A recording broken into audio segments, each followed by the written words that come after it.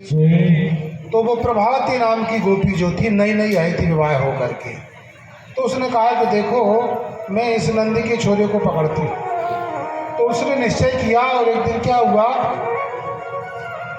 कि अपने घर में मटकी सीके में बांधी और समझ लीजिए बांध करके तैयार हुई और भगवान उसी गोपी के पास आए और प्रभावती गोपी के पास आए।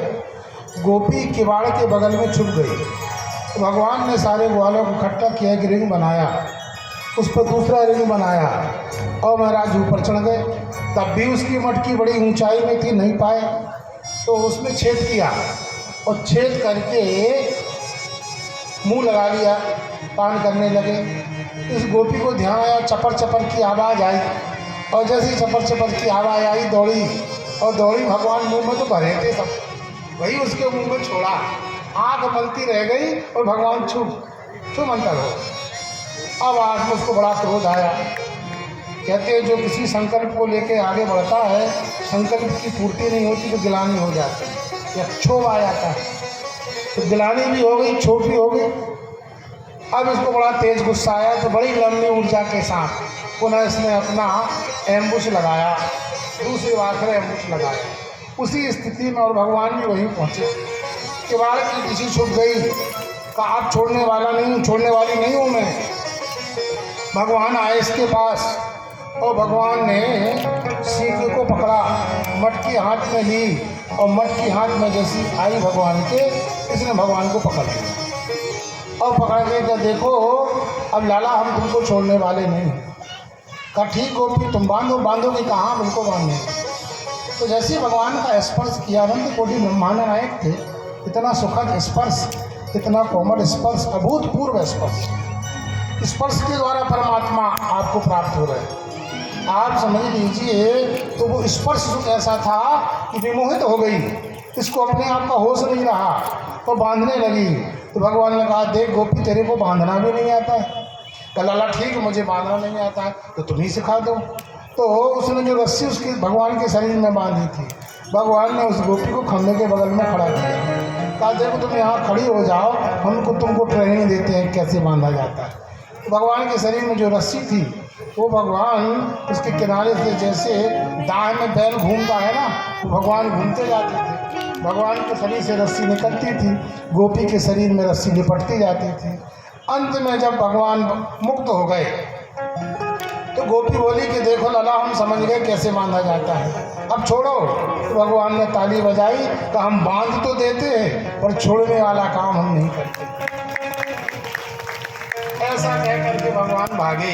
अब बहुत तेज गुस्सा आ गई इसको तो महाराज अब हम छोड़ने वाले नहीं हैं, निश्चित ही इस दंड का हम प्रतिकार, इस अपराध का प्रतिकार करेंगे। अब भगवान भी उसी गोपी के पास पुनः आ गए। अब गोपी के पास आए तो महाराज गोपी ने उसी ढंग का एम्बुश लगाया, दरवाजे के बगल में खड़ी हो गई, मटकी रखी। भगवान आए और समझ लीजिए रंगे हाथ इसने पुनः पकड़ लिया तीसरी बार। कहा लाला अब कोई बहाना नहीं चलेगा, मेरे को कतई छोड़ने वाली नहीं तुम। अब इसका जो पुत्र था जिसका नाम श्री रामा था, श्री रामा चरणों में गिर गया गोपी के। कहा देख माँ, जितना श्री कृष्ण ने मेरे मित्र ने मक्खन खाया है उतने मक्खन के लिए साल भर में मक्खन नहीं खाऊंगा, 1 साल मक्खन का परित्याग करता हूँ, तू पर मेरे मित्र को छोड़ दे। पर ये तो अभिमानी गोपी थी, बुद्धि विशिष्ट गोपी थी, ये तो प्रभावती थी, तो ये चाहती थी कि मैं भगवान को प्रकाशित कर दूं। तो भगवान कहाँ प्रकाशित हो सकते हैं, भगवान तो इसको ही प्रकाशित करने वाले हैं। तो उसने कहा नहीं मुझे शर्त स्वीकार नहीं है, मैं मानने वाली नहीं हूँ। तो भगवान ने कहा ठीक गोपी तू ले जाना चाहती है, नहीं मानती है तो हम बड़े घर के लोग हैं। एक सामान्य व्यक्ति कोई चोरी करता, अपराध करता है, उसको खुले बदन नहीं ले जाते। तुम एक काम करो कि हमको खुले बदन मत ले जाओ। उसको बात जची, कहा सच बोल रहा है, कोई इसमें गलत बात नहीं है, तो क्या करें, कहा तू हमारा मुख ढक दो। और महाराज उन्हीं के पीताम्बर से गोपी ने उनका मुख ढक दिया और पकड़ के ले गई। और ये निश्चय किया था कि देखो यशोदा जो बोलती है कि उसको विश्वास ही अभी नहीं हुआ है कि हमारा लाला चोरी करता है, बाहर चुरा के मक्खन खाएगा। वो कहती है कि हमारे पास 9 लाख गाय हैं। जिसके यहाँ 9 लाख गाय होंगी, आप समझ लीजिए उसका लड़का के मक्खन की चोरी करेगा। हमारे यहाँ समझ लीजिए 60-70 किलो दूध होता है, ज़्यादा नहीं होता है। 70-80 गाय है और 25 विद्यार्थी, कोई विद्यार्थी दूध नहीं पीता। ये खड़े हैं, पूछ लो। नमकीन खाने के लिए तैयार वो खा लेंगे, पोहा खाने के लिए तैयार है, पर दूध पीने के लिए कोई तैयार नहीं। हाँ?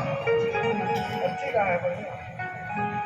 तो आप ये समझ लीजिए जिसके यहाँ 9 लाख गाय थी वो क्यों चोरी करने जाएगा? सच में विश्वास नहीं भी करना चाहिए, और उस स्थान में हम होते तो कदापि हम भी विश्वास नहीं करते। तो यशोदा को बिल्कुल विश्वास नहीं होता था। वो कहती थी हाथ कंगन के लिए क्या आरसी पकड़ के लाओ तो हम जाने की चोरी करते हुए। आज अवसर मिल गया प्रभा को, और प्रभा पकड़ के ले गई। भगवान ने कहा देखो हम बड़े घर के लोग हैं, सामान्य व्यक्ति चोर होता है, उसका बदन, उसका मुख ढक दिया जाता है। ढक दिया गया, कोई बड़ा बूढ़ा आया, मर्यादा का पालन उन्होंने किया। उसी बीच में भगवान ने अपने आप को बदल दिया। उस स्थान से भगवान हट गए और जाकर के ठीक यशोदा के पीछे जाकर के बैठ गए। जैसे बालक माता की उसमें